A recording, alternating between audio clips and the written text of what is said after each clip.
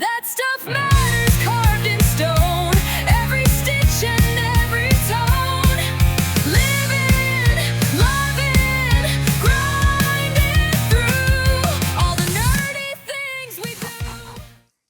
What's up, guys? Welcome to That Stuff Matters, episode 6. And this episode is brought to you by Pigskin Pub and Pizza. I can't believe these guys. They put me on a billboard. Unimaginable. I was sitting at a restaurant and I was eating, shout out to Tequila Jalisco. And the normal, what I always get is chicken and shrimp, suizo, no queso. So it's really just chicken, shrimp, and rice. Add jalapeno, get the taco sauce.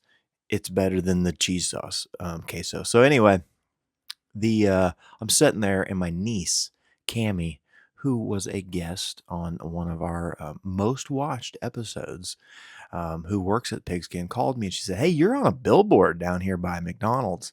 I said, "What are you talking about? Shut up." And she said, "No, seriously, I was driving by and you're on this billboard." And I said, "You are lying to me. Why would you do that to your uncle?" And she was adamant. She had some friends in her car and they were like, "Yeah, you are." So we finished eating, and Xander and I went and we sat down in the parking lot of Tractor Supply and just watched the billboard for a while. And I was blown away that Pigskin had done that. So thank you so much to Michael and Brittany. And that stuff matters. You know, we say that a lot, but how cool was that? And I mean, I know I've done some things, for the Pigskin. I a lot of things that I just enjoy the Pigskin. It's across the street. I'm there all the time. When I, used to DJ there, a lot of great memories. Um, it was a place where I hung out with, friends, growing up, and I've watched that place grow and change and morph, and it's just been so fun to watch. And they do a fantastic job delivering consistent, awesome food. So shout out to the Pigskin. It meant a lot. Thank you. So what's been going on in my world? Well, lots of things. Last week was crazy, and we're going to talk about work on this a little bit and what we do here. We were heavy in an order for polos, and it was a large order of Nike polos, which sometimes when you're working on like major brand items, of course, those items cost more. They cost me more. They cost you more. It's just, what you have to do to the price you pay to play. But we were doing a large order, and each polo had over 20,000 stitches in it. And what that means is that needle in the embroidery machine's going up and down. That's one stitch, essentially. So they were taking a while because, you run the machine as fast as you can, but um, it just takes time. So I'm running the machine. Xander's in here running the machine. We've also got trailers out back that we're trying to get vinyl off of. I'm trying to make signs. We've got banner orders that had to go out. It was a busy week, and I'm just going to say it. There were multiple days last week where I think I worked 15 or 16 hours. And that's part of being a business owner, a small business owner. You don't have, someone that you can always just call and back you up. It's on you, and you have to do that work, and it's a requirement. So a lot of hours. And I also knew that this past weekend, I had a huge weekend for DJing, and I had two weddings and um, an event where I was doing microphones and audio only.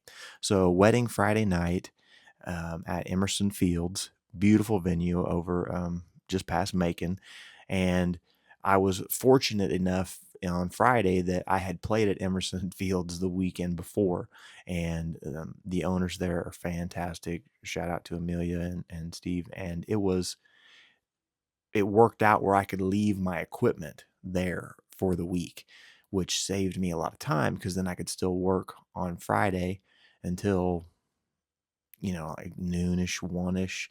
And then head out over there to the wedding. So did that wedding. And so at that point, I had worked a ton of hours. I was tired, and you know, it's go time, and you got to keep in mind when you're doing a wedding, you're doing someone's, you know, probably the most important day of their life, up to that point, and shy of having children. I mean, it doesn't get much bigger than your wedding, and you got to just you can't be tired. You can't be thinking about all the stuff you've got going on in your head from what you're doing. And this family, the bride and groom were amazing, just laid back. They wanted to have fun. They were younger, and their family was fantastic. And the party was just it was so much fun. I mean, they were jumping and dancing, and they were carrying each other, like crowd surfing, and we had the foam glow sticks, and it was so high energy and such a great time. And boy, that really that can lift you up, your mental health, your spirits, and that was a lot of fun. And then we turn around Saturday, we had another wedding. So we go to a venue we had never done before because they don't have weddings there. But it was at Habitat Flats, which is an amazing hunting like cabin location where they do these hunts. But there was a wedding there, and again, like I walk in that day, and I just can't even convey how nice and friendly the families were there and the people. And it was just nonstop all night long, like, are you okay? Can I get you anything? Everything you need? Is this space okay? And I was just so fortunate. And again, that party, I mean, they had a blast. We usually will usually end the night, somewhere between 11 or midnight. That depends on the venue where we're at. But this, venue, of course, we didn't have to stop, so they just wanted to keep going. And I don't think I got home until closer to 3 o'clock, and just fantastic. But here comes Sunday. We wake up, and we got to get ready and leave a little before noon to head over to a lake where we were doing some audio only for a annual meeting. And we get set up, and then I just get to stand there and just watch the lake and the wind, kind of hitting me from off the lake and watching the water roll in. Uh, I was just thankful, and it's moments like that that your life's so busy and it's so hard and it's difficult, and sometimes you just think, man, what am I doing this for? Why is it so hard all the time? But there are these moments where you can kind of take a breath and breathe, and you just got to be thankful, man. That was such a blessing of a weekend, and thank you to all those families and people that I spent the weekend with. Meanwhile, my kids, my daughter Haven was playing basketball. My oldest was coaching her, so Courtney was there with Emerson, and hated to miss the basketball, but just great weekend, great stuff. So just a little update, and I hope you guys will think about stuff like that. I get so frustrated. I just did a podcast with Moms Breaking the Silence, and I was so honored to be on there. It comes out, well, when you're watching this, it came out on Wednesday, so I hope you go watch that. Go over to their page. But we talked about mental health, and I just hope, people can take time to slow down and appreciate and be thankful, live in the moments, and just experience those places and people that you're with. It can be hard. It can almost feel impossible when you have so many things going off in your brain and problems, and how am I going to do it, and how do I make this work? Uh, but just breathe and be thankful. And that can be hard, I know, but the more we try, that stuff matters. That's also something that this week's guest brought up, and I'm glad he did. Was that we get so focused on, we're looking forward to being able to rest, being able to retire, being able to be done, uh, that we miss the moments that are right at our door. And it was just last night, I was, laying in bed, and Courtney and I were just looking at memories. I'm glad these apps have these memories. Sometimes I'll share something to my wife or the kids, and I just send it. I don't think anything about it, and I forget it. And then years later, my phone is now giving me these memories, and I look at these pictures, and I was rolling laughing at some of these memories from the kids. But it's almost like I see that picture of them from years ago, and I think, how did we get here so fast? How did that time go so fast? It Everyone tells you your whole life, that as you get older, it just speeds up, and you listen, and they're right, but it doesn't really sink in or hit you. And then, I don't know, just recently I've been feeling like, man, time is flying by. And I hope that each of you try to take time and breathe and enjoy the moments, enjoy where you're at. And our guest this week brought that up, and I'm glad he did. When I was really kicking around podcast ideas and people, and writing down a list. I did that first episode with Ian, and Ian's going to be back on. So shout out to Ian. But he and I were talking and just thinking, you got to keep writing on your list, keep growing it, and keep thinking about who you want to be on the show, because there's so many people and so many organizations just right here in our hometown, in our county, in our area. Um, Things that have been here for forever.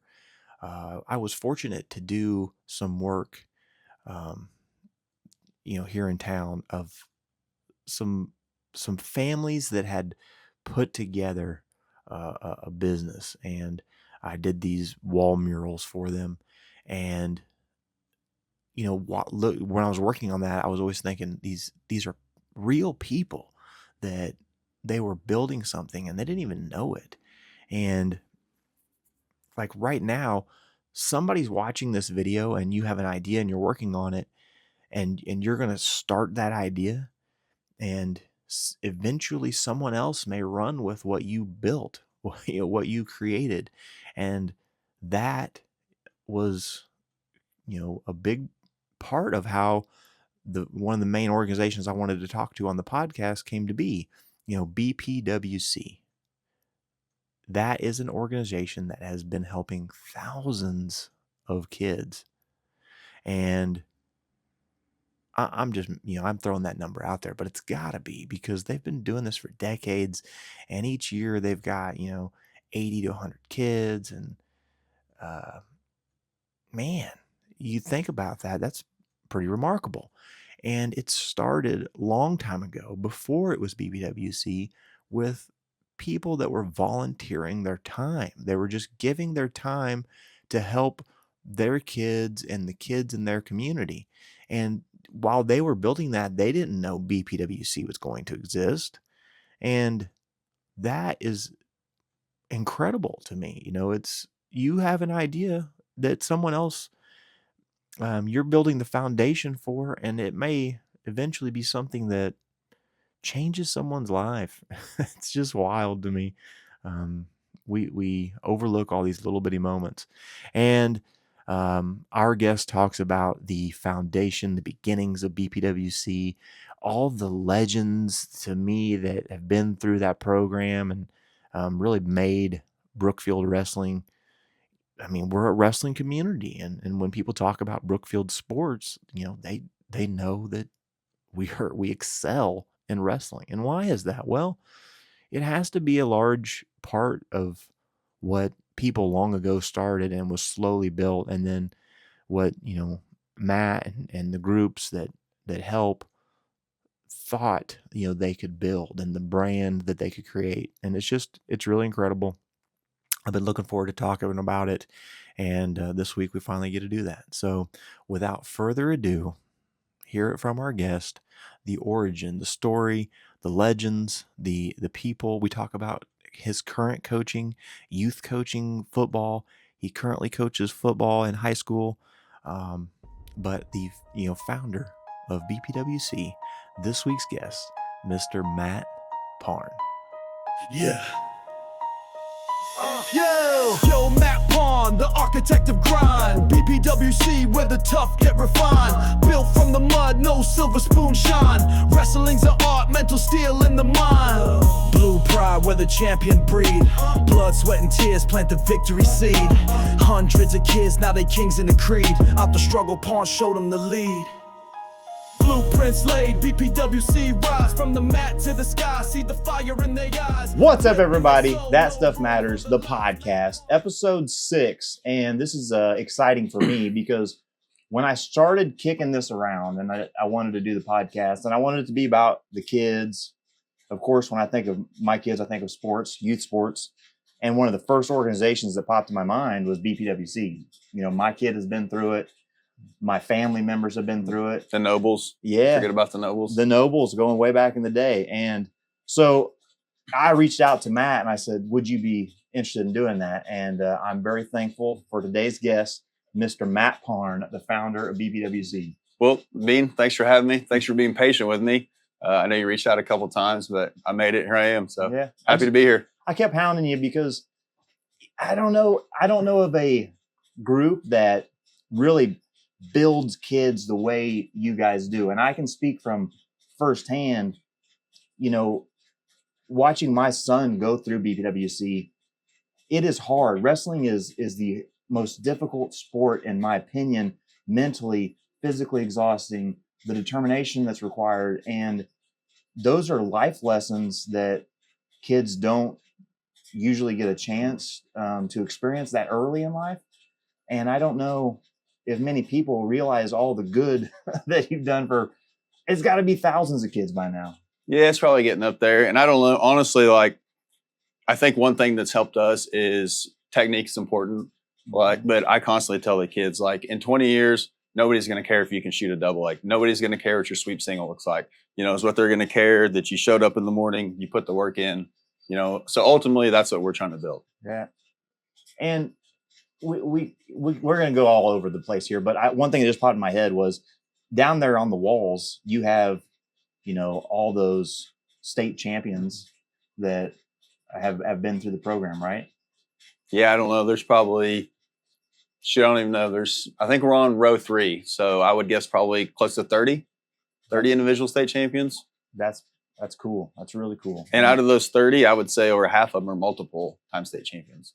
Man. But I will say, and we'll get into it, I was fortunate to come in to a time in Brookfield wrestling when, guys like Austin Lindsay, Tyler Holloway, Austin Evans, those guys were rolling through it. So I had an opportunity to come in and coach those guys, but I'll be the first to tell you that I learned more from those guys than they probably learned from me. Man, you're taking me back. I just remembering all these wrestling days. When did BPWC start? Go back to the original days that you thought maybe this organization needed to exist. I think before we even get to that, it's important to start when I started coaching, when I got into the wrestling program. And this was, I think I was 2 years out of high school. The first day of wrestling practice starts around the 1st of November. Mm-hmm. And I got a call from Davey Doss probably 2 weeks before wrestling season started. He wanted to know if I want to be assistant coach. Shout out Coach Doss. And, at the time, and people don't realize, at the time, if you didn't work at the school, you weren't a coach. So, mm-hmm. I felt like I was probably one of the first guys that was able to coach at the school without actually being employed at the school. So Coach Doss calls me up. It took a couple of weeks because at the time, like I said, you had to do the background check. I had to get certified through MSHA or whatnot. But Coach Doss is the one that ultimately got me started in coaching wrestling. Now from there, about 2 weeks into the high school season, I'm running into guys like Jack Noble and Brad Cup. It's a time we're practicing in the basement, passing them in the hallway after practice, and they get me to start coming down in the basement. So I go down there, I start helping them in the basement, coaching wrestling, and I'm just kind of laid back, again, watching guys like, Jordan Orr, Marshall Mears, Jared Glasgow, several state champions that come through there. And, I'm just watching these guys, kind of enjoying the show, really like, wow, these guys are pretty good. Next thing I know, they invite me over to a board meeting at Brad and Gina Cupp's house. And 15 minutes into the meeting, I'm the new president of the Brookfield Wrestling Club. So, before BPWC ever started, I think it's important to know that it's still Brookfield Wrestling. We just thought it would be a little bit cooler to change the name. Who wants to wrestle for Brookfield Kids Wrestling Club when you can wrestle for the BPWC? Okay, yeah, because I thought originally it was like Brookfield Kids Wrestling Club. So it's still that organization. Yeah, our main goal is to feed the Brookfield High School program. Now, we do have some kids come from out of town, to compete with us. But yeah, our mission from day one is we want to feed the Brookfield High School. And that right there is why Brookfield, in my opinion, has excelled so much in wrestling. I mean, we are a wrestling community, and you can see it in the results of our high school team. That's very impressive. Yeah, and again, I think a lot of that you got to give credit to, we could go clear back to Gary Haig. I get people that constantly tell me, well, Gary didn't actually start the program. We can debate that all day, but when you talk about the foundation of Brookfield Wrestling, it starts with the Haig family. Now, from there, I'm probably going to miss several families coming through there. But for me, again, when I picked up as far as my coaching goes, it was guys like Terry Shannon, Brad Cupp, Jack Noble. They are the ones that brought me back into the program. Wow. What year was that you started? Oh, I'm terrible with the years. So we graduated in 01. I think I was like 2, maybe 3 years out of high school. So 2003 probably. Okay. And then BPWC, did it start in the basement of the school? No, so we were actually Brookfield Kids Wrestling. I talked about how I got brought back into it. Somehow I was the president / coach. And at the time, a lot of those kids that I mentioned, they had been going to Perla Wrestling Academy, and Will Bill's another guy, I haven't brought into the conversation yet. He's taken these kids to Randy Smith in Kansas City, who's, kind of an elite club coach. They're going to guys like that. And I just assumed that we would always be good. So when I took the program over, we were good. My first year of coaching high school wrestling, we won a state championship. My first year of coaching youth wrestling, we won a youth team state title. Again, I had nothing to do with that. I just happened to step in at the right time. Right place, right time. And honestly, in the long run, it helped. But short term, man, it was a disaster. Because little did I know that these guys had done all this work prior, and I'm not really doing the work like they did. And then, over the next 4 to 6 years, we kind of see a little decline in the wrestling, not big enough for anybody to throw a fit about or, to make a spill about, but we were on the decline.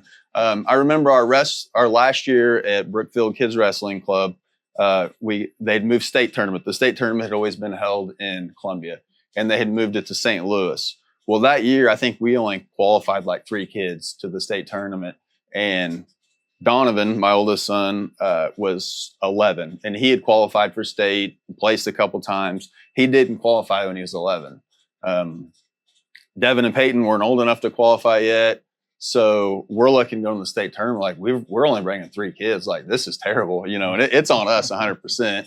So that's kind of when the wheels started spinning, I guess, what can we do different? So that's kind of what made us, like I said, start to think we need to do something different. So that's kind of when we started to go the BPWC route.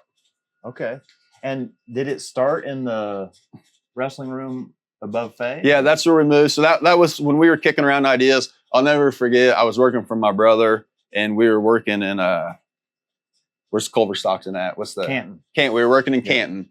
And I'm driving to work by myself in the morning, and I'm trying to think of what can we do different? And I remember there was certain clubs throughout the United States that they always ended with WC, with something wrestling club. Yeah. I'm that would sound cool. So I'm trying to think like what would go good, with wrestling clubs. So we come up with the BPWC, and I'll never forget. I would call RJ, my brother-in-law, in the morning, like at 6:30 in the morning, and like, "Hey, I got an idea. What do you think of Blue Pride Wrestling Club?" He's like, "Sounds great. Like you can roll with it." And I just remember constantly calling RJ. I bet I called him 10 times that week on the way to work with different ideas. But the place we ended up at was the Fay Law office, and I don't know, for you guys that know John Fay, Josh Fay, nicest guys in the world.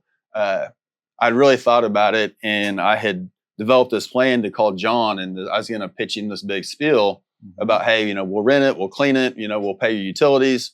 So I'm nervous as all get out, and I called John Fay, and I said, hey, we got this idea. We want to have our own place. We think that would like help develop a brand. We want to move the wrestling club, and you got some space upstairs. Would you be willing to rent it out to us? And he's, John Fay says, swing by and I'll give you the key. And that was kind of it with that. So we were thankful enough to be there. I don't know. We were up there probably 4 or 5 years with John and Josh Fay. After that, Danny Gaunt and Josh Scott had purchased the building, and they treated us the same way, rent free, come and go as we want. So, just a lot of thanks to a lot of different people. We'll probably get into more of that. I mean, I just want people, that don't know that story. Those people, both of them, rent free just for the community, for the kids. And I'm not saying everybody can do that, but if ever given the opportunity, you're in that situation, I can't really describe the impact that's probably had on the youth wrestling community here. So thank you so much to those people. That building has a lot of memories. I mean, just the things that I see, it kind of not deteriorated, but like it had to have constant work on it. So I'm sure you guys were offering to help, and they were putting work into the building too. It's a constant problem for these old buildings, but keeping that thing warm, keeping the water out of it. You were putting in water fountains, all kinds of stuff. We did some stuff to it. The roof constantly leaked, and John and Josh had, they had put a lot of effort into trying to get it to stop, and it was a constant battle. Of course, when Josh and Danny took it over, they had a roofing company, so they were able to come in there and fix that really quick. But yeah, I mean, we had a lot of parents. I mean, I don't even know if I can name anybody because I'm gonna leave somebody out. But we had a lot of parents come in with paint, and each year we tried to add something different to it. So whether it was a fresh coat of paint or some new medicine balls, bottle filler, water dispenser, like we always thought if we can do something different each year and build on it, something that the kids can notice when they get back in. Yeah, and those kids do notice that stuff, and we're going to talk all about what it's become as far as all the the cool stuff you guys have now. But all of that stuff was slowly developing BPWC, the brand. And I'm sure other communities have similar things, but I know in our community here in Brookfield, kids want to wear BPWC gear like it's Nike, like it's Under Armour, like it's a name brand household thing. And going back to when I was constantly calling RJ, that was two things that we had talked about was like, and I remember RJ telling me, he's like, you got to have a brand. So for anybody out there that like sees the BPWC, like we consider that like that's our brand now. I know that like we've had different people want to get, I'm constantly telling you like, hey, they can print whatever they want, but it's got to be like the logo has to stay the same. We're not going to add to it. You can change the colors, you can alter it a little bit, but at the end of the day, like that needs to be our stamp. And that's something that, that RJ had told me from day one. And then the other thing was just like having a place to call our, that we can call home. And we're able to do that with the old what was that? The Fat Busters, Maximum Fitness, and then Fat Busters is what the building was.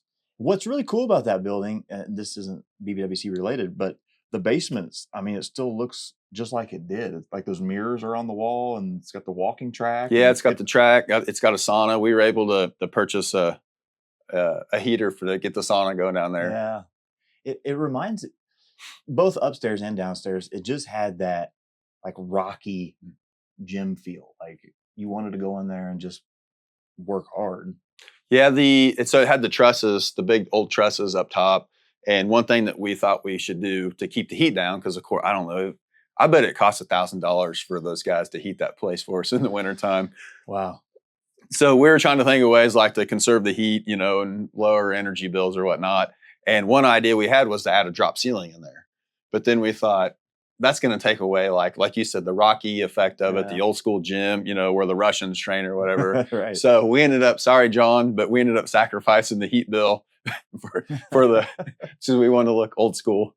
But I just keep thinking of like going up there and sitting there watching practices, and there's some really good memories that came out of that place. What's the most gruesome injury you ever saw there? Definitely Z-Bone Xander Stufflebean. I don't know. We've had, let's see, I think Dawson Baker broke his wrist playing football. We may have had another couple broke. I know we've had a couple at the new building. But definitely Xander when they were doing something before practice, playing football probably, and we had the battle ropes and then we had little strings on them. And I guess you'd call them like a J hook that stuck out of the wall. Yeah. And when I say J hook, it didn't like come to a point. It was a strict blunt into it. And he climbed up on a box, I think, and fell off. And of course, you know, I mean, it was just meat and skin hanging out. But not that there's a good part of the story, but I'll never forget him sitting over in the corner and he's just quiet. And I'm like, Z, you all right? And he's like, yeah, I just cut my leg. And I'm like, all right. And then, you know, a couple more minutes went by. I go like, let me see that thing. He takes his hand off of it and it just folds out. It was disgusting. It was really gruesome. I'll try to like insert picture, but that's something that I wanted to just mention quickly because when Xander started, I don't know if that toughness was there. And I remember because I dropped him off and it hadn't been 10 minutes and I get a call from you. I come back and you guys are carrying him down the steps and you walk up the stairs, you know, pissed off. What are you hurt for? You're not hurt. Yeah, I was mad at him, not anybody else. But I remember him we were in the emergency room and there's like a chunk of his body hanging off of his leg. And the only thing he was concerned about was, I think I made Coach Matt mad. And I mean, that was it. It wasn't that he was like in a ton of pain. It was, he felt like he had let you guys down. So that's just funny. Yeah, in a way, I hate that. In a way, I love it. Like that they're like that. Just being up there, they're able to develop that toughness and you know to build that. Try to handle stuff like that, whether you can or not. It's you know at the end of the day, try to be tough. Wrestling does that to people, and I know they're kids, and you got to let them be kids. But I can attest to the just strength that you've built into kids in the community. So that's pretty awesome.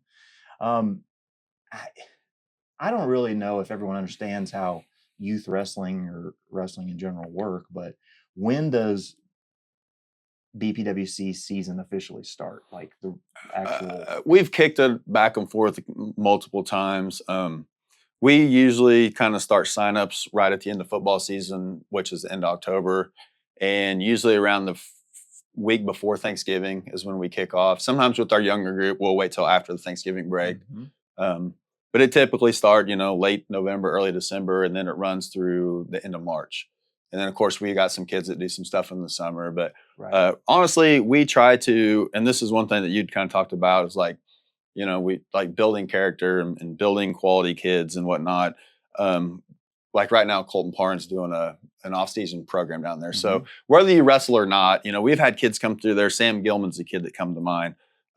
Kids that come through our program, Kendrell Carter, all-state football player, that they come through the program and then that comes to the point in their life where like, wrestling's not my passion anymore. Right. And that's something else that and probably just recently in the past couple of years that I finally realized that is like, I might love wrestling, but you may love another sport. But guess what? Like we could still help you in that sport. You know, as much as I'd love to see Kendrell Carter wrestle this year and, you know, win a state championship, it wasn't his passion, you know, and how are you going to hate the kid for that? He's going on to play, you know, Division III football. And, you know, like, not to sound cocky or arrogant, but like, we're going to take a little bit of that. Like, you know, Kendrell, you know, he came from BPWC, like he's our boy. Yeah. So, you know, I think that's important that no matter what they choose to do, if they stick with our wrestling club, hopefully they get something from it other than how to escape on bottom or how to pin somebody, you know? Yeah. Because I don't know. I haven't had to use that lately in my life. Well, I think I'm glad you said that because there are so many people that get hung up in this. wrestling is the greatest Mhm. thing ever, and that's all there is. And if you like basketball, then you're an Mhm. idiot, or and vice versa. But it's okay to love both, and to see that. And I have seen it because kids that come into the gym here, it's like they're either coming in here or they're at BPWC, Mhm. and it's just like I hope they're somewhere. And the both of those places are really unique and cool because the kids go in there, they can turn on their music, they can kind of get in their own little zone, and they feel comfortable, they feel safe, and you just don't know what a kid's going to become if they feel like somebody is like helping propel them. You know what I mean? Yeah, That we still have kids come. Riley Howe just graduated. She's down there all the time. Peyton, Parn going on to wrestle. Kendrell still works out down there. Uh, Jaden Abongo, he's getting old, but he was down there yesterday getting a workout in. So it's also nice to know like we've developed a place, we've built a place to where kids can come back after their youth or high school careers even finished. yeah, and I know you said it was like Thanksgiving to March, but it has become a year-round thing. I mean, there's always some program or some season being offered, I feel like, through BPWC. And part of that requirement is, when you saw an opportunity to move that facility from Faye's and down to the old skating rink, did you ever think it would become what it has? Uh, I mean, yes and no. Like we did it with the intentions of like having something big. But I mean, the way the new building came about, I mean, it was kind of randomly, really. I'd constantly drove by on State Street down there and kept seeing that building sitting there. And, we were in a good position where we're at. Josh Scott was still letting us use the building. So when we left, it was definitely on good terms. It was our choice. But we just started thinking, like, what if Josh sells the building and somebody else gets like this opportunity? It's going to expire at some Mhm. point. Like, maybe not, but more than likely, the Right. building was eventually going to get sold, and then we were going to have to make a choice. So I got talking with Josh here, and another guy who I'd mentioned who's been extremely helpful and involved in the youth wrestling program for, I don't know, since Ethan started when Ethan was probably 6 years old. We had got to talking, and we got a hold of the guy that had owned it, and he said, "Yeah, it's not for sale, but I'd definitely be interested in selling it." And honestly, don't know how this happened, but we get all of our financials together, and we make quite a bit of money through the Randy Parn Classic. Our parents, our kids do an excellent job of selling raffle tickets. We have a Mhm. couple big fundraisers a year. So we present all of our financials to Joe Cater at Regional Missouri Bank, and he says, "Looks good. We think we can do it." And I don't know how I don't know if it's always that easy to get a loan or what, but Regional Missouri was able to finance it, and that's kind of how we got started on the new wrestling room. Well, and I'm sure up to that point, just like everybody else, like you guys are like trying to put all this together and you're sweating bullets. Like, what are they going to say? Are they going to tell us we're crazy? And I love it when you hear those stories. Um, for those of you who don't realize what is there now, we're talking about a facility that's not just great for small town North Missouri. This has got to be one of the better facilities in all of the state for youth wrestling specifically, but now it's become something that the high school program gets to use. We're talking full, nice new weight racks, dumbbells, kettlebells, everything imaginable, turf. You've got all the wrestling mats that are down there, the motivational things that are on the wall, sound system, the sauna. It goes on and on and on. And again, I hope that when people watch this, you realize that it started with way back in the day. We're talking decades ago. Someone had an idea, to really build the youth wrestling program, and they didn't even know at the time what it would become. And it's amazing. Um, do you, when you're going to tournaments and you're just talking to people in the wrestling community, is that something they talk about a lot Oh about your yeah, of course. facility? With social media now, when we got the room done, we were really proud of it, and did a little film through and posted on the wrestling forum. So yeah, it's we definitely have. I would put our wrestling room up with any high school program in the state, and probably a lot of colleges. Like Mm. our wrestling area, it's a little over 7,000 square feet. We have 3 full mats, like you mentioned, the turf area, and then aside of that, we have a men and women's restroom. I think the gym area is probably around 3,000 square feet. Medicine balls, plyo boxes, Mhm. two full racks to squat and do your Olympic lifting in. So yeah, we're pretty fortunate. Yeah, and I get it. You're fortunate, but it was almost a necessity because the program had grown to such an extent. I don't think people realize because you get during the season you've got practice like every night of the week. How many kids do you have in the building at once? So during season, we go 5 nights a week. We'll go usually Monday, Wednesday, Thursday with what we call our advanced group. But when you're 10, I don't know how advanced you really are. Right. But there's typically 40 plus kids in there, and then our what we call our novice group or our younger group, they usually go twice a week, and we'll have anywhere from 30 to 60 kids in that group. I mean, it does taper off as the season goes on, but usually we have between 100 and 120 kids registered within our club.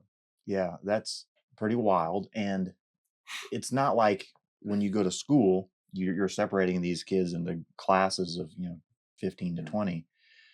We got 60 kids running around the building.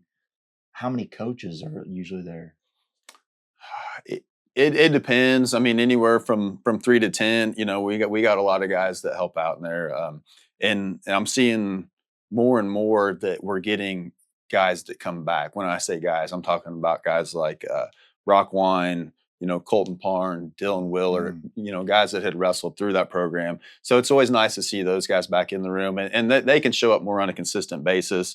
We have a lot of dads that's helped throughout the years. I hate to even start mentioning names, so I'm gonna forget some, but Josh Ewer, Dustin Neal's a guy who I hadn't talked about. Dustin's been there at the new room since day one. I mean, he's down there mowing the yard. He's constantly cleaning up after everybody. I can't give that guy enough credit. My brother Brad, somebody that we had started off in St. Louis at that state tournament, trying to figure out what the heck we're gonna do Mhm. because we're both competitive. Brad obviously a lot better than me, as a kid, but like this is something that we couldn't fathom, for the next 10 years of seeing the Right. program do that. So I don't know, just we have up to 10 different dads in there in a room, and I Yeah. can't be any more thankful for them. So another great example of how important it is to volunteer because you're not going to get anything out of it other than the enjoyment of spending time with those kids and watching them prosper. And in fact, you're probably going to get more flack. People probably upset that you didn't coach this match and you weren't over in this building for this. And Yeah, I think thankful to those guys. for the most part, our parents understand that. Our parents are good, trusting us to be with their kids, and Mhm. um, if Devin's wrestling, I'm obviously not going to miss my son's match for somebody else, and Yeah. other parents are good about accepting that as well. Yeah, and I don't.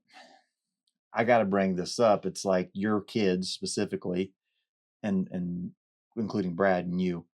Um, the the kids that go through the program and they reach this level of success, they become like almost like little local celebrities. I mean, I, I don't know if even the kids as they're going through the program realize how much the other kids are watching and want to be like them. And I know that Donovan and Devin and Peyton are certainly great examples of that.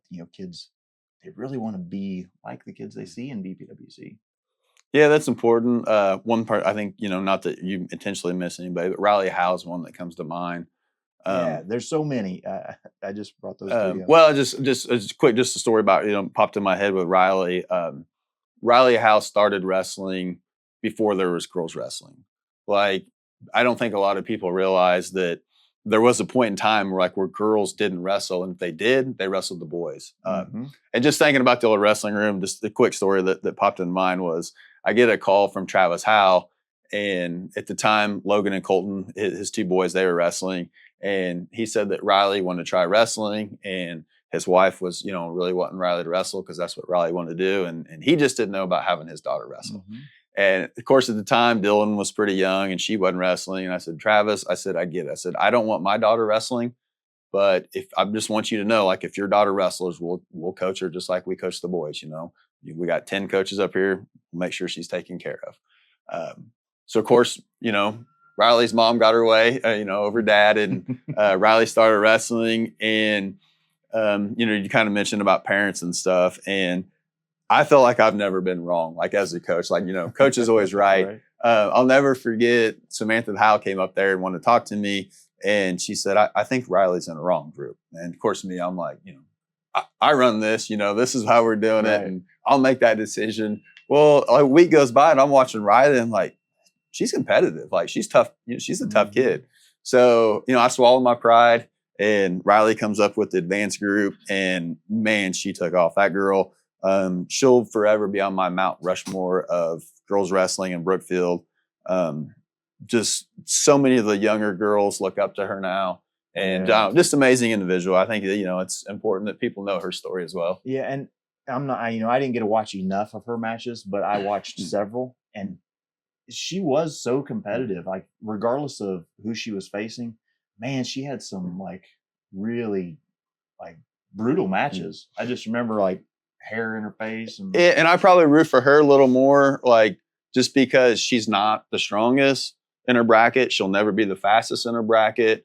She's never going to be the most talented in her bracket, but she's competitive, but it's what sets her apart is just, she's so calm and she can handle the moment. And, I think she enjoys it more than anything. I remember telling the kids a story this year. Riley was wrestling, I think it was her district finals match. And most kids are like, they're ready to like pee down their leg because they're nervous as all get out. And they introduce Riley, and she looks up and she just like smiles at her mom, like just soaking the moment in, Yeah. And that's kind of what made me realize, I think I ended up giving a big speech about that the following week. Like, that made me realize that, like, it's just a game. Like, it's just a sport. Like, you got to have fun doing it. And then when you do, like, that actually might elevate you a little bit.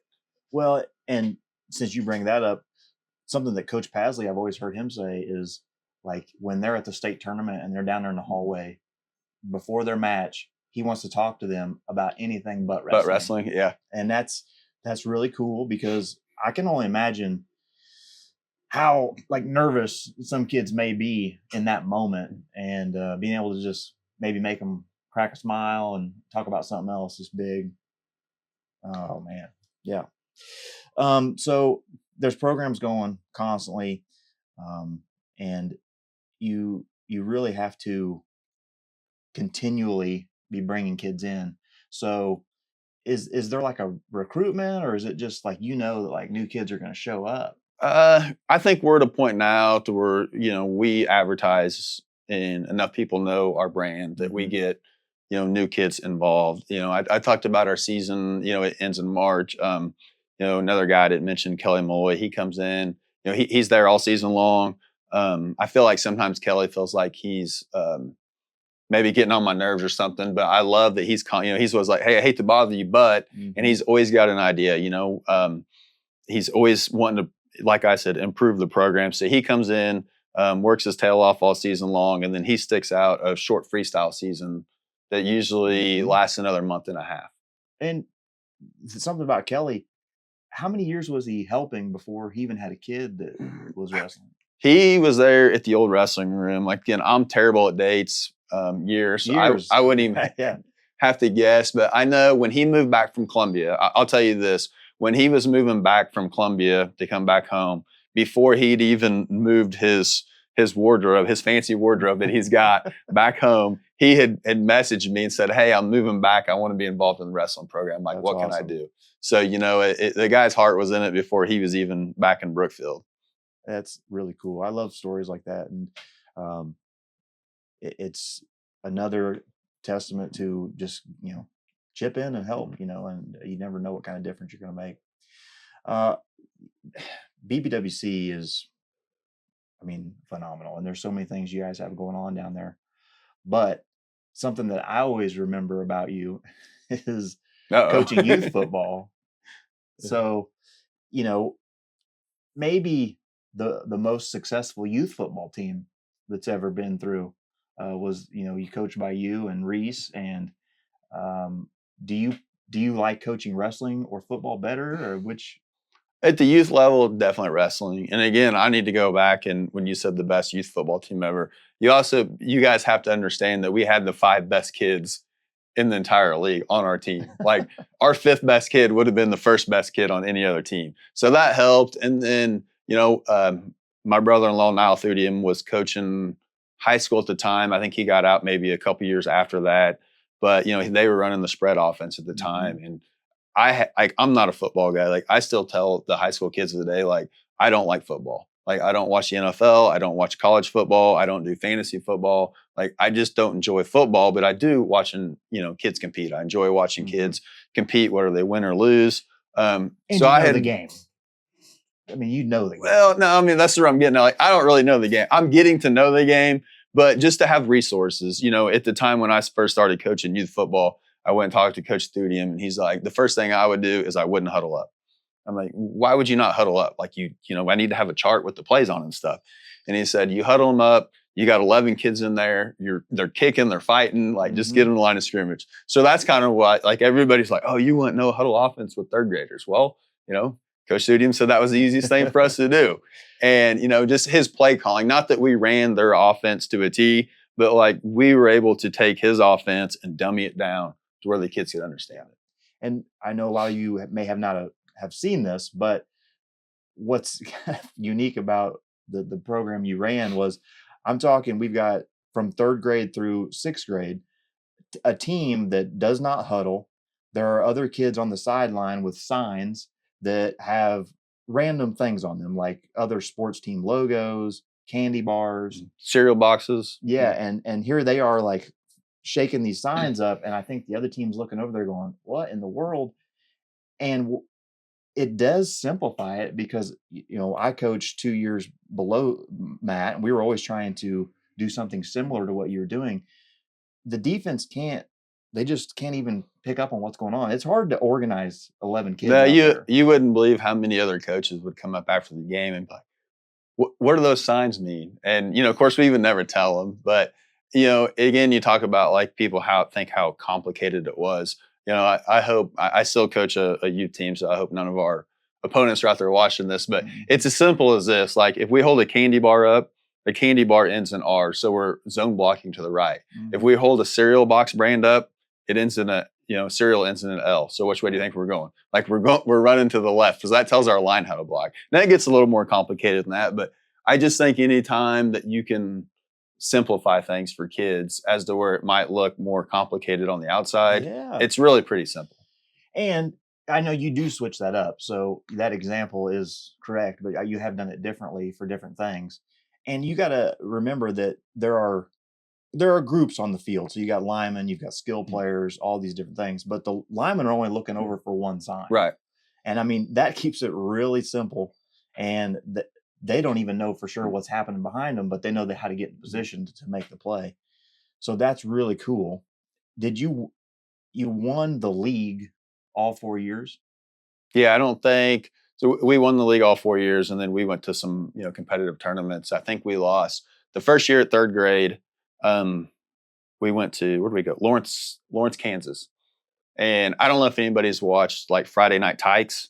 It's like a little league version of Friday Night Lights in Texas. So that's kind of what we ran into. So you can just picture, all these elite teams with like the Cobras, the Hurricanes, with all these cool names, neon jerseys, and we're out in Lawrence, Kansas, and we show up with the block lettering Bulldogs, and we get there, and all the parents are like, "What did you get us into?" Like these guys are elite.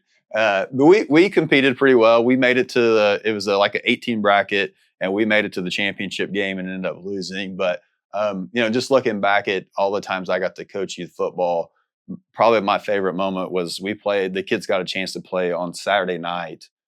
And, all of our other games had been like Saturday mornings. They got a chance to play in their semifinal game on Saturday night against the KC Bad Boys.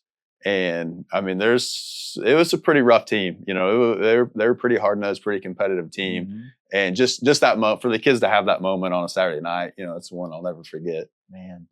And I can just tell you, like, again, because we were 2 years behind, you couldn't help but the kids you're coaching are looking at that team and thinking, we want to win like that. And luckily our team went on to win a league 1 year, and it was mainly because they were like, we want to be like them.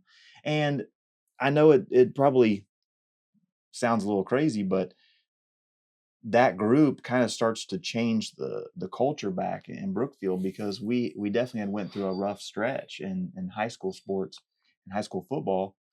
Um, and I know not everyone's a historian, but we hadn't had a winning record in about 8 years. And it was kids that were some great athletes, but you just couldn't get over that hump. And it was a struggle every year. And all of a sudden we get to, where we're about 500. And then as this group's coming up through, and they're upperclassmen, juniors, there's our first winning season in 8 years. And then the next year we make it to a district championship game. And the excitement for Brookfield football hasn't been, this high in over a decade, since 2015, when we were watching, Reed McBroom and Seth Spicinger and Tucker Noble and those That's guys. a good group. That was a fun group to watch. That was Coach Stadium's probably, was that his last group? He may have been around a year or two after that. But Yeah. yeah, that was a fun group to watch. I mean, so it seems pretty like not a big deal that you're winning these youth titles, and winning's fun, but the team and the camaraderie you built was really cool to see, because I know that those boys, as they became upperclassmen, we're talking about they're showing up on doing Sunday workouts, and they're getting up in the morning with each other, and they were doing things as a group that you don't see other classes do. There was 19 of them. I think they graduated with 17, I think, on the 17. We graduated 17 seniors last year. But yeah, just to kind of go back, touch on what you're talking about. I think when you try to build a team or build a program, you're always going to have some kids that are like really good. You're always going to have your maybe 1 to 4 standout kids. And I think a lot of people try to like just revolve everything around those 4 kids or that one kid. And this goes, even though wrestling's an individual sport, I think it's impacts it just as much. Is even though you have these 4 dudes, like you have to understand that when you get in high school, like it takes 15 to 20 dudes, Mhm. or maybe even more. So I think that's one thing that we were able to do, in the youth level, was to get those other kids to buy in and get them involved, to let them feel like they're a part of something. Yeah, and I think winning is awesome, and you certainly experienced a ton of that. But you do have to make sure that all those kids are having fun, because, as you said, some kids don't physically like mature or change until later in years in high school, and if they've lost the love of the game, you don't even get an opportunity to see what maybe it could have been. So keeping those kids involved and having fun is Yeah, that's a tough crucial. one. When you talk about, like definition of fun, that's something we use a lot. I don't know, I guess it's kind of hard to explain, but like, I guess I feel like in youth sports, there's 2 types of coaches. One coach is a win at all costs coach, like whatever it takes, we're going to win the football game because that's what sports are about. And then there's another coach who he doesn't care. He wants to get every kid involved, the equal amount of plays. We're going to eat, juice pops and whatever after the game. And I feel like that we've kind of molded the 2 together. Like we want you to be competitive and we want you to have the will to win. But at the end of the day, understand like it's not about winning. It's about being competitive. Right. I could sit here and I could probably name my 10 top favorite moments coaching kids, Mhm. and I would say probably half of them involve kids losing. Um, One that comes to mind is Ryder T-Shaw.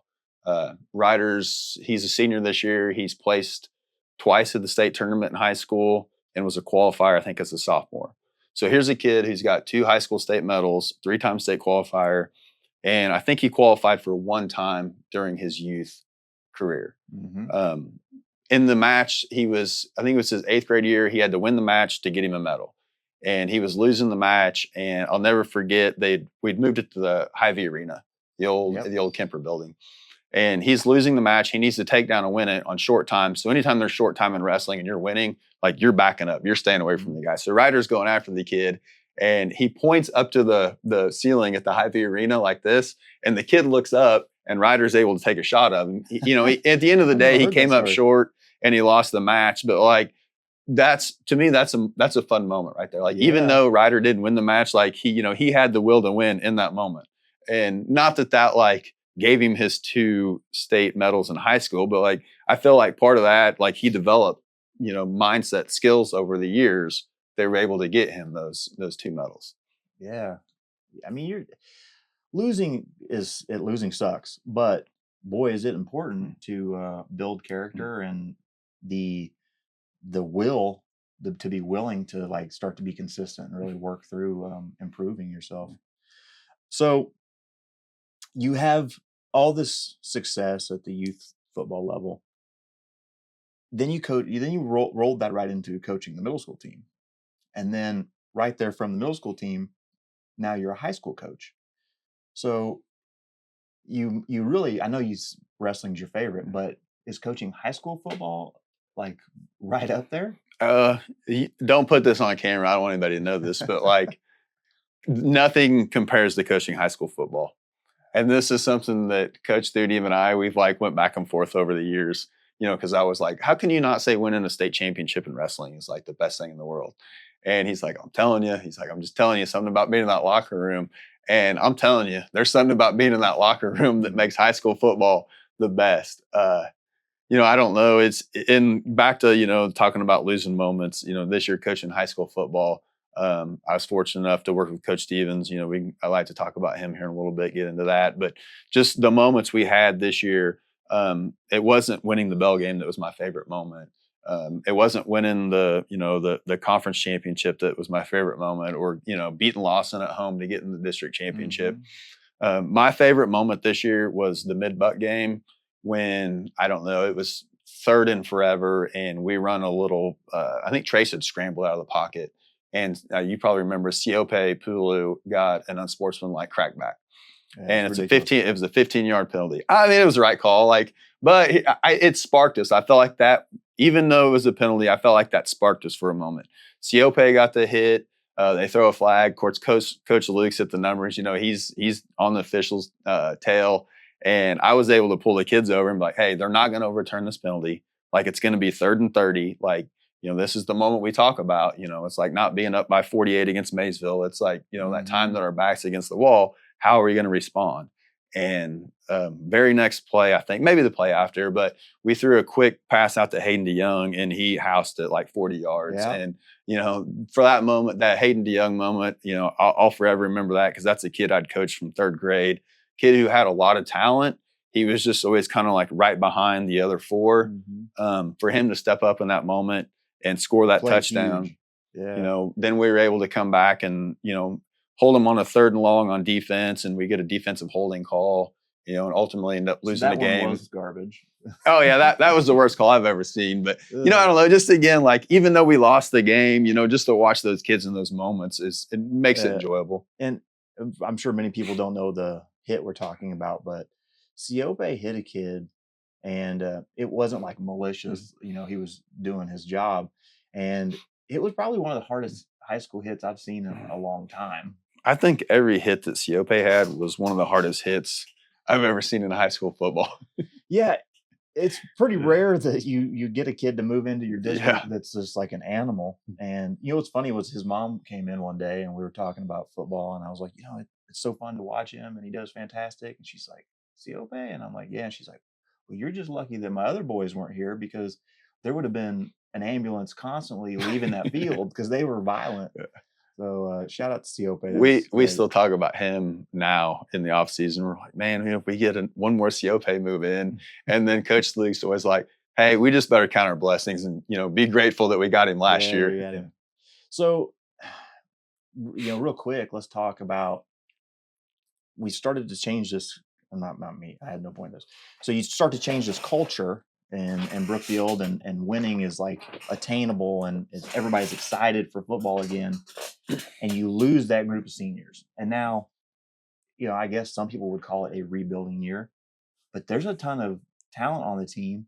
Is it hard to turn right around after that big group leaves and start to propel these new kids? Some ways it's hard. Some ways it might be a little easier. I think it's easier to be excited about the ceiling. Like, where's our ceiling at? Obviously, I feel like we have more talent. We have more explosive players, faster kids, more playmakers. But I think is what these kids need to do is they need to be able to mold into that team concept. They need Mhm. to come together. Kind of like I mentioned with the senior class, we always had, 3, 4, or 5 dudes, but the other 15 kids were able to buy into those 4 or 5 dudes and build a program or build a team out of it. I don't know that we're quite where we want to be as a program yet. Right. But I remember watching those seniors, and they're out there running gassers. Is that what Yeah, they call 'em? yeah, I don't know what that.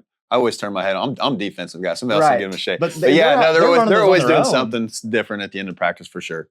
And okay, so I'm, one of those old school guys, and like it was always tougher and harder Mhm. back in the day, and we had two-a-days, and we didn't have running water at the field. I could go on and on and on about how it was tough, Well, we but didn't have running water yesterday because I didn't get the system hooked up. So, uh, or but these kids, I just want to say, I went out there and I'm trying to like work out with my son, and I'm trying to help his conditioning, and I'm like, I'm gonna run these with you, and I don't know, running gassers at 40 is not a fun thing to do. So I'm sure it's not for those kids either. But I do see a lot of things to be excited about with that team, and I'm looking forward to watching them. Of course, my kids on the team, but I'm also very realistic about skill level, and I think that's oh, something that I think our skill level is there hands down. I mean, I think our as far as talent goes, anytime you lose 17 seniors, like that's a hit. Mhm. I mean, I'm not going to sit here, and deny that or I want to be optimistic, surely, but I want to be real as well. You lose 17 seniors, like you got some stuff to figure out. Right. But I feel like we have the kids there to put a team together. I feel like this year more than anything, is probably on the coaches, is where do those kids fit on the team? Right. And especially on the defense. Is this kid could be a cornerback, he could be a overhang outside linebacker, he could be a middle linebacker, maybe it's a free safety. Like not very often you get a group of kids to where you could put them at so many, where do they fit in the puzzle? And I Yeah. feel like that's something that we're going to have to get right. I'm looking forward to it. I mean, you've got the line's pretty big. You got some size. You got like a 6'4" quarterback. You got a running back and receiver that played last Mhm. year with that group of seniors. So, and you got a returning all conference lineman. There's a lot, Yeah, I mean and a D line. Yeah, Colton Parn, I think he was second team running back last year, and he wasn't even our starting running back, and he made all conference. Like, right. we had the best running back in the conference, and I'm not so sure we didn't have the second best running back in the conference last year. Yes, I mean, there's a lot of things to look forward to there. I mean, is it tough for you um, to just go right from wrestling? Now you go right into preparing for football, and then you've got summer, the workout, because you were at the weight room this morning, right? Mhm. Yeah, we lift Monday, Wednesday, Fridays, and I usually try to make most of those. And the kids have to be there early, 5:45. Yeah, 5:45, and I know there's parents out there that say, let the kids be kids, and we do too much, and you're probably right, like we probably do, but I don't know, like I don't want to sound old, but back in the day, we didn't sleep in till 10, and we didn't have phones. Like we got up, and I rode my bike to Jesse Bowley's, and then we Right. rode our bike to your house, and then we were out at Kevin Eggerman's all day. Yeah, well, You know, and we rode our bike to the weight room before we could drive. yeah.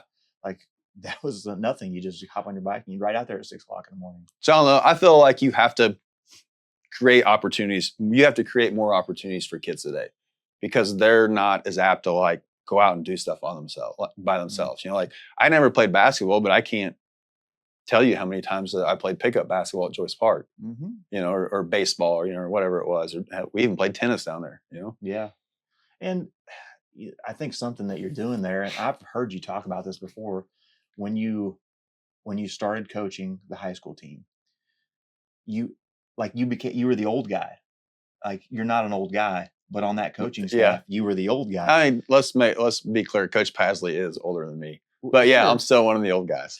So I know you had said that one thing you started with was you started to hold these kids accountable for Mhm. little things like picking up the locker room and showing up to things on time. And I know it's hard when you're the head coach or whatever to try and manage all these other little facets.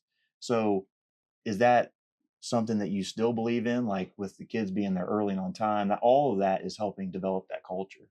Yeah, to me, that's how you build a program, and just kind of just like start out when I started coaching high school football.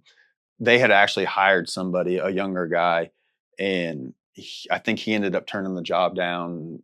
Maybe got a job elsewhere or something. But something happened where this younger guy didn't take the job. And I remember I walked into Coach Stevens' office one day and I said, "You guys hired a high school football coach?" And I had been like wanting to ask them, like, "Hey, guys, I'd like to be part of your coaching staff." But there's also part of me that thinks like, well, if they want me, they'll come ask me. Like they need to come to me. And I'm glad I was able to swallow my pride, get rid of the ego check Yeah. and go in there and talk to Coach Stevens about it. But I'd ask him, what are you guys going to do? And he said, in a joking way, he looked at me and said, "Why, you want to do it?" And I said, "Yeah, I do." And he's like, "Really?" And so, we immediately started talking football. Coach Stevens was like, you probably be the D, we'll talk to Coach Lee, but you'll probably be the D coordinator. And I'm like, I don't know anything about defense. And Coach Stevens, he told me like, I'll help you. Well, I'll do all the game planning, X's and O's and everything. So yeah, like going into high school football, I'll be the first to tell you, like, I didn't know what an over front was. I didn't know what an under front was. I didn't know the difference between cover 2 and That cover 3. terminology, yeah. I didn't know that when you go trips that we're going to man the number 3 guy. It's just so complex at the high school football level. And I'm still learning. I feel like I've came a long way since last year. But yeah, definitely like my strength is just like, getting the kids to work hard, get them to buy into stuff and, just different stuff Yeah. like that. Well, I just remember like when we were in school, it was like, all right, here's the I formation. We might run a little veer, but we're going to run it right down your throat. And now there are concepts happening and you're teaching these, youth players ways to read the defense that, it hasn't been done forever, of course. And So Coach there's a lot Luke that does a goes great into it. job of that. I can't begin to explain his offense, but I do love on, especially early in the summer camps and stuff. He's out there explaining his offense, and we're going ace right, trios, H across, and he's using all this terminology. And you'll get a freshman, he'll look at me like, "Hey, coach," he'll ask me a question. I'll be like, "Pay attention, get in line," because I don't know. Yeah. No, I always just tell him, "Hey, go over there and ask Coach Pasley." He'll. I'm going to be honest with you. I don't know much about this offense yet, but on defense today, I can help you out. Well, and I'll just be honest with you, Matt. I think I've asked several of the players, like who's the toughest coach out there, the hard ass, and your name comes up quite a bit. So I think that's important role though. I remember, like Dave Shaw was like monumental as far as a coach I remember and the way he did it, and maybe one of the greatest defensive coaches I've ever seen. So you're kind of following in that. Yeah, it's okay to be labeled that, but honestly, like that's not who I am. Like, it's funny because I hope the kids don't listen to this, but like I'll jump on a kid and then I'll immediately turn to Coach Luke or Coach Paz and like, did that sound legit? Just so like that. But Yeah. I think a lot of it comes back, even though like that maybe that's not who I am. A lot of it does come back to like where we grew up. Like playing football at at the old ambulance building with my dad. Kicking Eric Fields in the ass and making him run around the tree, and then our middle school coaches, Coach Hicks and Coach Haley, like they were strict, like they didn't put up with anything, and then you get to high school and all of a sudden you got Doug Henry, Dave Shaw, Mike McBroom, Yeah. like you can argue coaching all day long. I don't know enough about the X's and O's, but I can tell you that every guy I mentioned, like they were there to make you a better person, and I feel like that's probably where all that stems from with me. Yeah. Well, I don't know if you've watched any of the other episodes, but Oh, yeah, I haven't missed one, buddy. Well, when I was talking to Andrew, your dad was somebody I brought up because I'll always remember him and a huge impact on all of my like coaching philosophies. I think so. Great asset to the community. Speaking of that, we talk about all these things, and you're helping all these kids. How do you feel like BPWC and the football? How do you feel that impacts the community as a whole?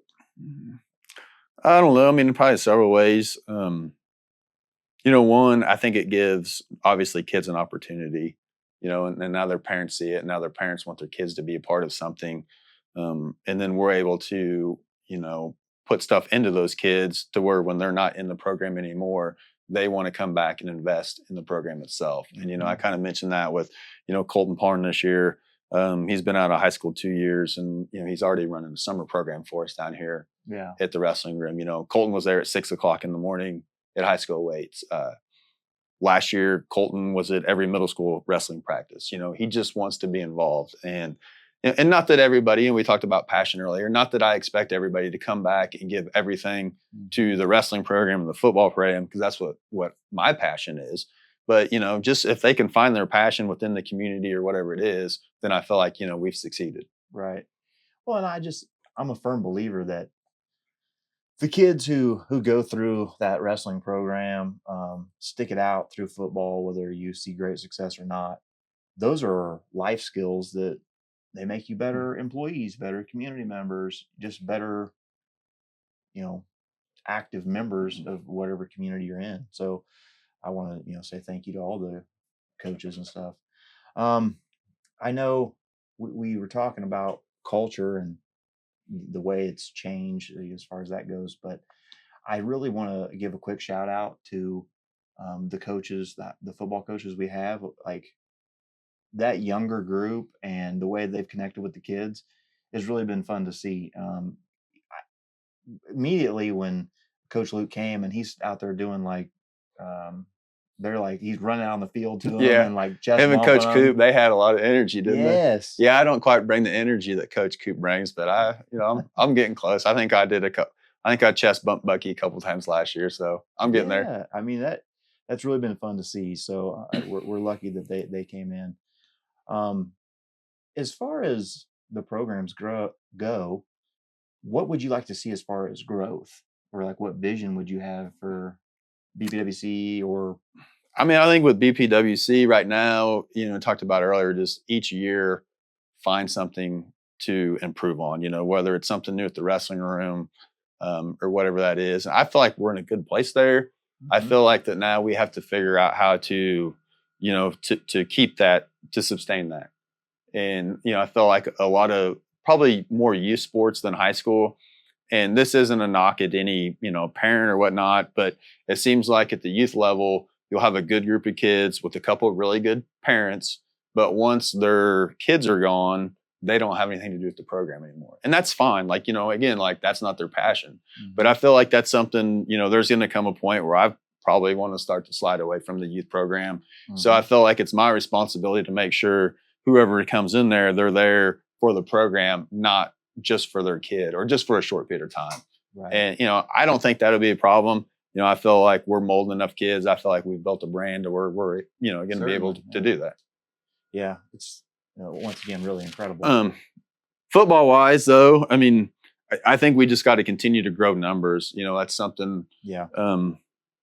Not that we've struggled with over the years. I feel like we're starting to get there, but I just feel like football wise, more so than anything, the more numbers you have in the high school, the better chance you have of being successful. A guy named Earl Bennett, who was the coach at Centralia in the early 2000s, won a couple state championships there. He ended up running their youth program for a couple of years when I was running ours. And we would meet, we'd have like the league meeting every year. And I remember him telling me that anytime he can get 18, 20, or if he can get 20, 18-year-olds on his team, he'll put them up against our 20, 14-year-old, 15-year-olds, Yeah. He said, give me 20, 18-year-olds to pick from. I'll build a football team. Like that's not hard. That's so true. And I think it's okay. First of all, I don't think parents realize, because, I sit up there in the stands or in the press box and you hear these parents yelling about certain things. It is hard to win, period. It's hard to win all year long. And it is really hard to compete in some of these conferences that we've been in. And I don't think you realize that if you go from having 20 kids, less than 5 kids, 10 kids, 20 kids, that fluctuation in numbers eventually catches up to you as they reach those upperclassmen levels, and it does impact the winning record. Oh, for sure. We do a spring meeting with all the returners, and then we go down to the 8th grade and talk to all the incoming freshmen. And I think we had 17 or 19 incoming freshmen in the meeting. And the only thing I told them was, like, your only goal right now should be to have 17 or 19 kids come out your senior year. Right. Like, everything else will fall into place. Like, obviously, you got to work hard, show up, commitment, all that stuff matters. Excuse me. But at the end of the day, like, if we can get 19 of you guys as seniors, like, Mhm. we're going to find some players, right? Well, for sure. And I hope if, because I know some of the kids watch stuff and they're probably watching this. At least they tell me they are. I hope you understand that it's not normal to play varsity minutes as a freshman or sophomore. And I know that happens a lot here because numbers fluctuate. We're a smaller community, and you a lot of times do get an opportunity earlier. But those junior and senior years are where you're going to see, your time to shine and really get more and more opportunities. So it may be tough to stick it out. Really important for the team. Well, I mean, we had some of those kids this year. I mean, like Lucky Poston, I mean, look at him, Yeah. not to pick on Lucky, but we saw, I think it was his freshman year at Bell game. The game's over and he runs out on the field and he's got the iPad. I mean, he literally looked like he was 6 years old. He's just an undersized kid. Right. And for him to look like that and then be an all-conference player his senior year, I mean, that's just hard work. I mean, That you is can't it. describe that other than hard work, dedication, and commitment. And, I'll forever use him as an example.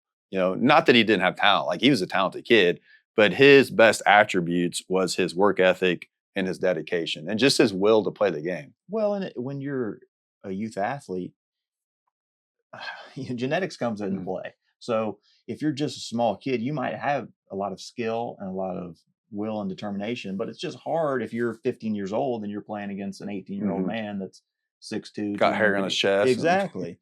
And shout out to Lucky because he comes into the gym all the time and he's jacked now. Yeah, I mean he might be bigger than you, Matt. Yeah, I don't know, put it that way. But. So you said 2003, so man, 22 years you've been coaching. Yeah, I think so. It may have been a couple of years. I was trying to think about that. It may have been 05 or 06, but anyways, yeah, 20 years. early 2000s. You've got a few decades doing this. Do you have a favorite moment so far? Like, is there one thing that stands out? I mean, I don't know if there's one thing. I mentioned the Ryder T-Shaw moment. The moment this year against Mid-Buck. I think watching Donovan come up. So, of course, I said I started coaching in the early 2000s. Donovan was 4 years old, and I immediately wanted to get him involved. And in kids wrestling, 6 and under is the earliest age you can start. So it's 5 and 6 year olds, but if you're 4, you can wrestle up in that division. So of course we immediately started Donovan's 4. First tournament he went to was in Chillicothe, and I think he may have won one match, and then he got completely destroyed the next match. And then his last match, he wouldn't even go out there and wrestle. Like, he was done, 4 years old. I'm not wrestling. So, I immediately thought that he's done. Like, his wrestling career is over. So for me to think that at him at 4 years old, and then to think to where he came, where he's at today, to where he was able to, stick it out even when he didn't want to, even when he hated wrestling, to qualify medal at Kid State and then not make it when he's 11 because, we talked about those growth spurts and kids maturing. Mhm. It wasn't because he wasn't good or because he wasn't putting the work in. It was because he was still short and pudgy and other kids were starting to mature up. To watch him go through that, struggled again in middle school with just, again, the maturity. He's wrestling kids that probably their first year wrestling, and he's struggling with them because they got hair underneath their arms. Just the battle that he went through and the dedication that he put coming in his freshman year, Coach Pasley he did a tremendous job of like fine-tuning his game, because there's a huge difference between youth wrestling and high school wrestling if you want to be elite at the high school level. Right. And Coach Pasley was able to do that for Donovan, and then for him to go on and wrestle 4 years at the college level, qualify for the NAIA national tournament every year. So I'd say that's probably one of my favorite moments, is to know that he quit wrestling at the age of 4 and then wrestled 4 years in college. That's a pretty big deal. Well, and I can just something I want to say real quick about wrestling and sports in college, because my daughter played some college basketball, and you love a sport, and it is a highlight for you every year. You love going through it through school.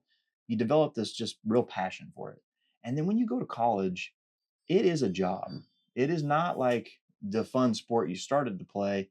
It is a dedication, a requirement that is far beyond what I think most people realize, because these practices they're having constantly, you've got schoolwork, you now have to work somewhere to support yourself.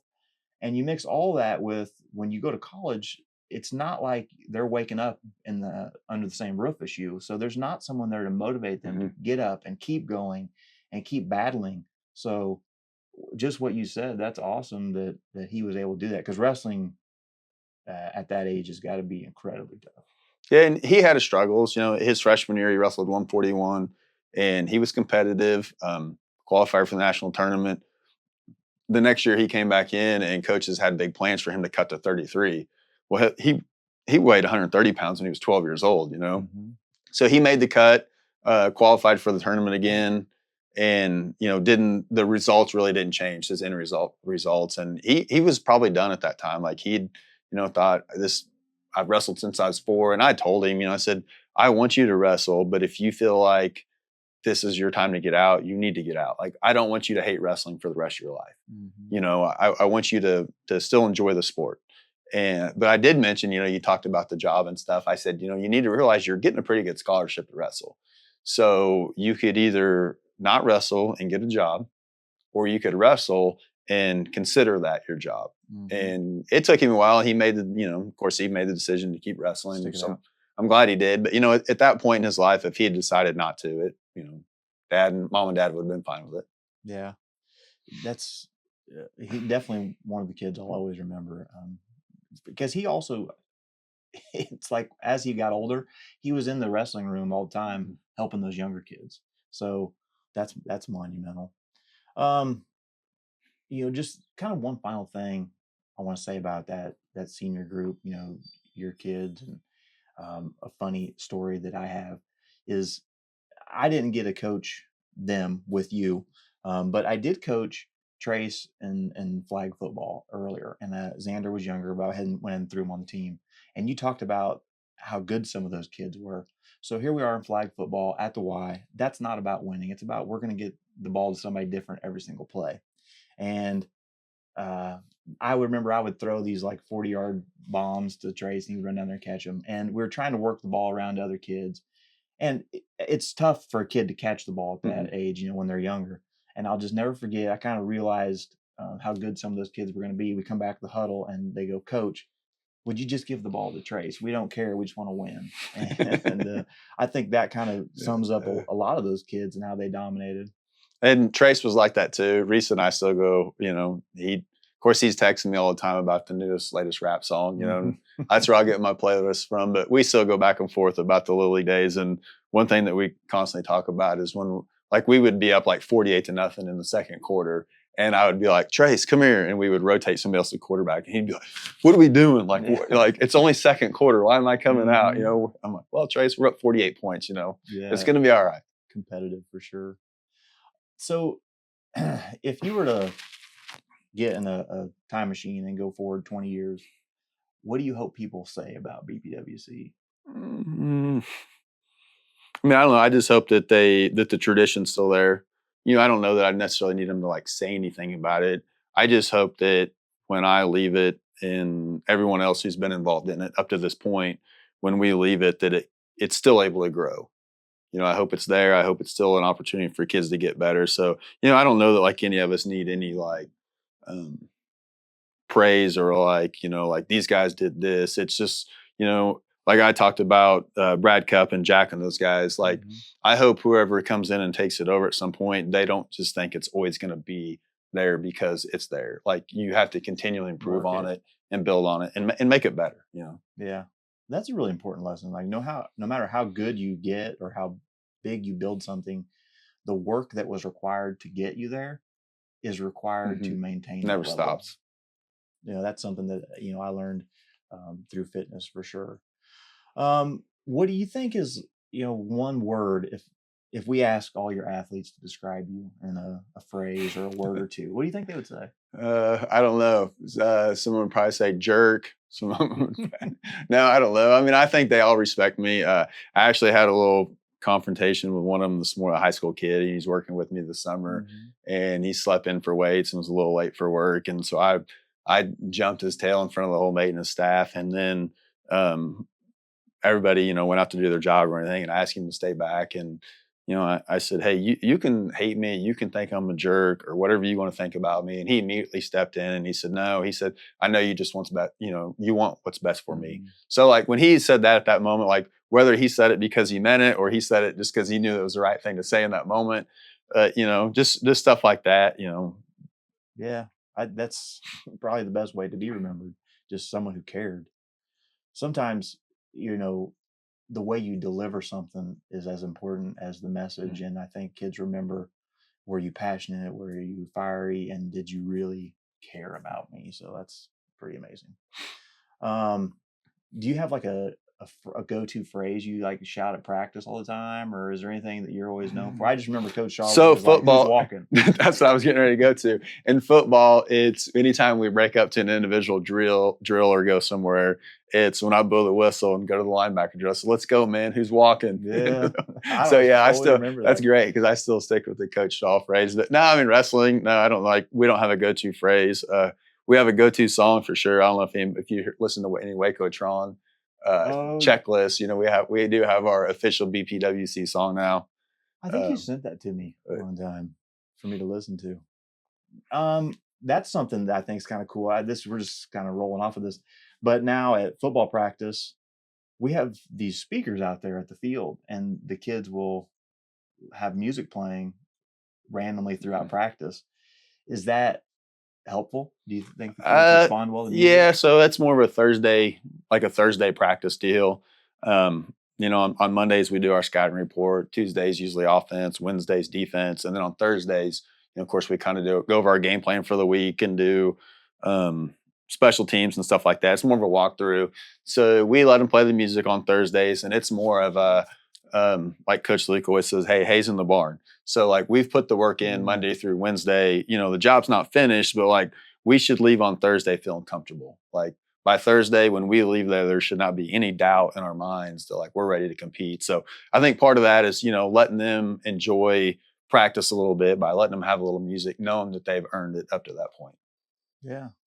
I know that that's also something I always remember about BPWC is, I mean, the music's always pumping. Yeah, our practice field could use a little help. I mean, I know we have a new sound system. We're thankful for that, but we definitely don't have the bass. Like And Burlington. yeah, like Burlington or even our, that you've helped us with out over the years with the wrestling room. So we could definitely use a little help out there in that area as well. Since you brought that up, I just want people to know that watch this, that yes, I controlled the music for Burlington, and I understand that right there in the stadium, it's very loud. And that is just simply physics. It's just, the speakers are here, the people sit right here, and I'm trying to get the music out here to the kids, is who it's really for at that point, before the game and stuff. And music can really change a person's mentality. And if they hear or specifically feel music, man, that's part of that experience. Kickoff, here we go. We're gonna welcome to the jungle or whatever it is. We're in the No, we love that. Of course, I was texting you. I don't know what week it was. Like, hey, we need a third down song, and Yeah, we started that last year. yeah, and it was crazy because we were texting, and I was thinking about Nelly Hot in Here, and I was like, that would be good, and you immediately texted me back. You said, what about Nelly? So I called you, like, you're not going to believe this, but I was thinking the exact same thing. Well, it was really random because actually, JJ Glasgow, shout out JJ, he had sent me a Facebook message and was like, I think you need to play some snippets during the game. And he's like, I think Hot in Here would be a good one. And then you had messaged me. I was like, was this like meant to be? Yeah, I think it was. Well, I mean, that stems back from when JJ had helped coach in third grade football. So it's just like a revolving circle right there with the music. But no, I told Coach Luke about that.